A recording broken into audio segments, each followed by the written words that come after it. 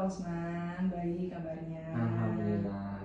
Baik Bu, ini saya datang sini ada satu keperluan berkaitan dengan tugas saya sebagai calon guru penggerak. Ingin mewawancara Ibu mengenai terkait pengambilan keputusan dengan berbasis kebajikan sebagai pemimpin. Ibu sebagai wakil kepala sekolah di sekolah ini pernah mengalami nggak Bu? Apa itu yang namanya kasus-kasus yang pernah Ibu temui di sekolah ini Ibu? Kasus-kasus. Hmm. Oke, kalau kasus kita punya banyak nih Pak Usman. Iya.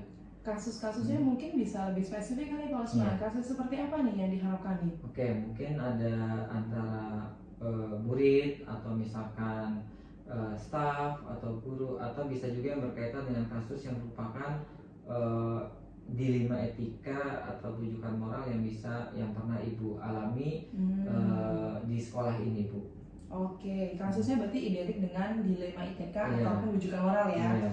Oh ada nih Pak Usman. Jadi ini kasusnya memang belum lama, masih berjalan ya sampai dengan saat ini ya. Mungkin saya sedikit cerita ya terkait mengenai kasus tersebut ya. Jadi memang saat ini tuh kami dilema jujur. Kenapa? Karena saat ini kami memiliki seorang siswa kelas 12. Lalu dari secara akademik tidak ada masalah. Ya oke lah, ada struggling di beberapa subjek, tapi secara tidak langsung hanya ada 1 atau 2 subjek. Tapi secara keseluruhan dia akademiknya oke, behaviornya juga oke. Tidak pernah ada masalah tentang kedisiplinannya dan segala macamnya. Namun kondisi perekonomiannya saat ini sedang tidak baik-baik saja dari pihak keluarga. Jadi itulah yang saat ini masih selalu dalam kategori kami yang pertimbangan kembali. Nah Bu, bagaimana cara Ibu untuk mengidentifikasi kasus-kasus yang ada di sekolah ini itu dilema etika atau bujukan moral? Oke, kalau kami identifikasinya tentunya adalah kita lihat dulu karakteristik dari permasalahannya. Jadi ketika kita punya masalah, kemudian kita lihat karakternya yang apakah masalah ini akan menghasilkan solusi yang benar dan juga benar atau benar dan salah. Nah inilah yang akan menentukan arahnya mau kemana. Kan kalau misalkan yang benar dan benar berarti kan arahnya ke arah dilema IPK ya. Tapi kan kalau benar dan salah arahnya kepada bujukan moral ya. Jadi makanya kita arahkannya adalah tergantung dari identifikasi masalah karakteristik masalah itu sendiri. Nah, bagaimana Ibu bisa menjalankan dalam mengambil keputusan di sekolah Ibu, terutama pada kasus yang dimana ada dua kepentingan yang sama-sama benar seperti kasus yang tadi Ibu ceritakan? Oke, caranya ya? Iya, cara mengambil keputusan. Cara pengambilan keputusannya tentunya adalah kalau kasus seperti ini tidak bisa secara tiba-tiba kita mengambil keputusan. Tentunya pengambilan keputusannya kita harus lakukan dalam beberapa tahap. Salah satunya adalah kita harus ada musyawarah bersama terlebih dahulu kepada orang tua. Kita harus tanya terlebih dahulu mengenai kondisi orang tua tersebut. Ya, khawatirnya kan ada hal yang tidak diketahui oleh sekolah ya Pak Usman ya. Terus kedua juga tidak menutup kemungkinan untuk kita berdiskusi dengan para wakil-wakil lainnya, ataupun juga kita berdiskusi dengan guru-guru yang terkait dengan siswa itu.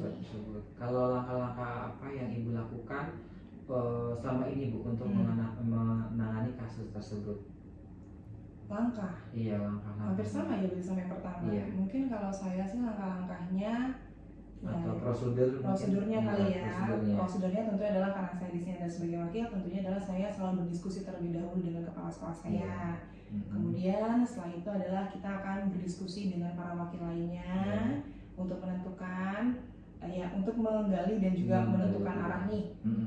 Solusi terbaiknya akan seperti apa. Terus ya tentunya adalah kita akan berdiskusi dengan anaknya juga dan juga dengan orang tuanya tentunya. Oke, selanjutnya Bu, kalau misalkan untuk hal apa saja yang Ibu anggap efektif ya dalam mengambil keputusan pada kasus seperti dilema etika tadi, yang paling efektif itu seperti apa? Yang pertama adalah kalau kita bisa bekerja sama dengan orang tua. Orang tuanya respon, orang tuanya mau diajak ketemu. Itu dulu. Yang kedua adalah kalau kita punya support system yang baik. Jadi artinya adalah di sini permasalahan tidak hanya menjadi permasalahan dari pimpinan, tapi juga bisa cari solusinya bersama dengan para wakil yang saling support.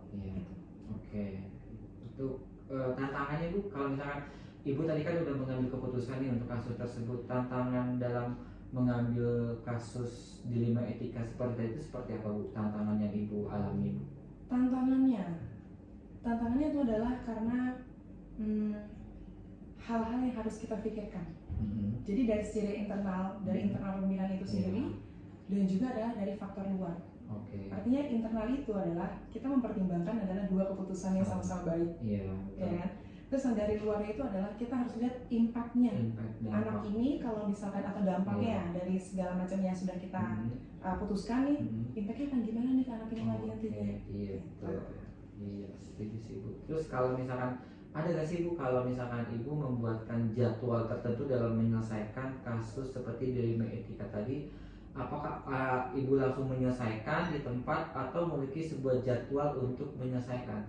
Maksud jadwal itu kayak Ibu diagendakan atau seperti apa Bu?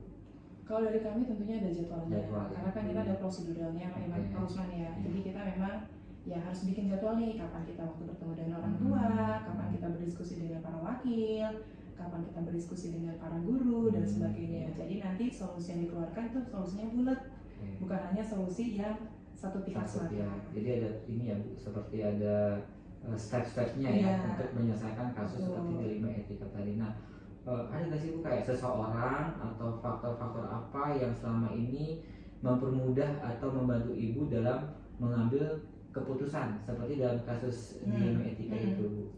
Yang mempermudah itu adalah para guru dan para wakil. Karena tanpa bantuan mereka tentunya keputusannya tidak akan menjadi keputusan yang konkret. Tapi dengan ada bantuan dari mereka, maka keputusannya jadi keputusan yang konkret. Oh ya, satu lagi Pak Usman, tadi mengenai waktu ya. Walaupun kita punya prosedural, tapi juga kita harus lihat mengenai rentang waktu. Artinya jangan sampai keputusan yang dia buat ini akhirnya keputusan yang berlarut-larut ya. Jadi kita harus punya strict nih, keputusan ini harus sesuai atau kelarnya berapa hari, harus berapa selesai dalam berapa minggu dan sebagainya. Karena kalau misalnya berlarut-larut nanti yang ada kasihan juga anaknya kan. Kalau keputusannya terakhir, terus habis itu keputusannya nggak bagus gitu misalkan, itu kita harus hindari. Oke, terus selanjutnya pembelajaran apa nih yang dapat Ibu petik nih dari menangani kasus seperti dilema etika tersebut Bu? Pelajarannya banyak Pak Usman, terutama adalah pelajaran bagaimana kita juga bisa merefleksi ke diri kita sendiri dan juga mengontrol emosi kita, mengontrol keinginan kita. Karena kan dua-duanya benar ya. Jadi otomatis kan kita harus tahu nih mana keputusan terbaik yang juga tidak akan jadi maksudnya gini, keputusan itu kan pasti akan ada menghasilkan efek positif dan juga negatif ya. Tapi setidaknya negatifnya itu nggak terlalu negatif lah, maksudnya positifnya gitu dan bisa diterima oleh anak, keluarga dan juga ya para guru dan juga sekolah tentunya. Oke Ibu, terima kasih Ibu atas waktunya sudah memberikan pengalaman berharga kepada saya dan juga memberikan waktunya kepada saya dalam menyelesaikan tugas saya ini. Terima kasih Bu Ulan. Sama-sama Pak Usman.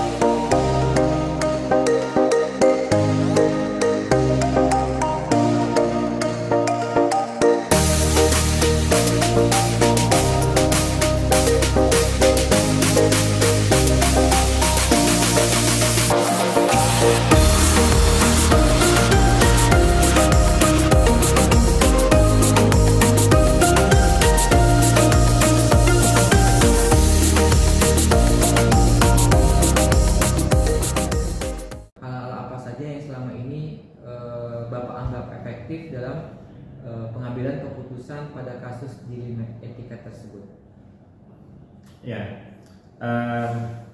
hal yang paling efektif itu pertama itu tentu pengumpulan data dan fakta yang kita punya, karena berbasis itu kita bisa menentukan langkah selanjutnya dengan clear tanpa subjektivitas. Kami atau saya pribadi sangat ingin mengambil keputusan itu memang benar-benar objektif ya, berdasarkan tadi, maka hal objektif itu baru bisa kita peroleh kalau memang data dan fakta-faktanya jelas gitu ya. Dan yang kedua, langkah keduanya tentu ketika datanya udah jelas kita olah, kita ingin mendapatkan sudut pandang lain. Makanya saya pribadi harus selalu memanggil, entah itu 1 dari 3 wakil kepala sekolah yang saya punya atau 3-tiganya saya kumpulkan gitu. Karena kita kan nggak bisa melihat telinga kita sendiri gitu ya, sehingga sudut pandang A, B, C kita rangkum. Bahkan kalau perlu ada hal-hal yang perlu kita vote gitu ya, kita voting bagaimana mengambil keputusannya supaya lebih lahirlah keputusan yang memang betul-betul jernih lah gitu. Oke, lanjutnya Pak. Hal apa saja yang selama ini merupakan tantangan Pak dalam mengambil keputusan pada kasus yang dilema etika yang tadi itu Pak? Tantangannya apa Pak kira-kira Pak? Ya, kalau bicara tantangan itu balik lagi kepada personal kita ya, tentang nilai-nilai humaniora gitu, nilai-nilai kemanusiaan, rasa nggak enak, khawatir nanti ya bagaimana ini segala macam. Kadang-kadang mengambil keputusan yang tegas itu harus berhadapan dengan nilai itu gitu. Nah, itu menjadi tantangan. Tapi balik lagi saya selalu melihat juga sejauh apa resiko atau dampak atau permasalahan atau etika yang jadi masalahnya gitu ya. Kalau ini kaitan dengan masalah yang sifatnya hampir menjurus kepada tadi bujukan moral ya, artinya nilai-nilai syariat yang dilanggar gitu ya, tentu saya harus mengedepankan itu. Tapi kalau sesuatu masih bisa ditolerir dalam hal nilai syariat, mungkin rasa kemanusiaan itu agak tampil lebih banyak dibandingkan ketika nilai itu. Mungkin seperti itu. Tantangannya yang paling besar adalah rasa ya tadi rasa nggak enak kita, itu rasa itu mungkin.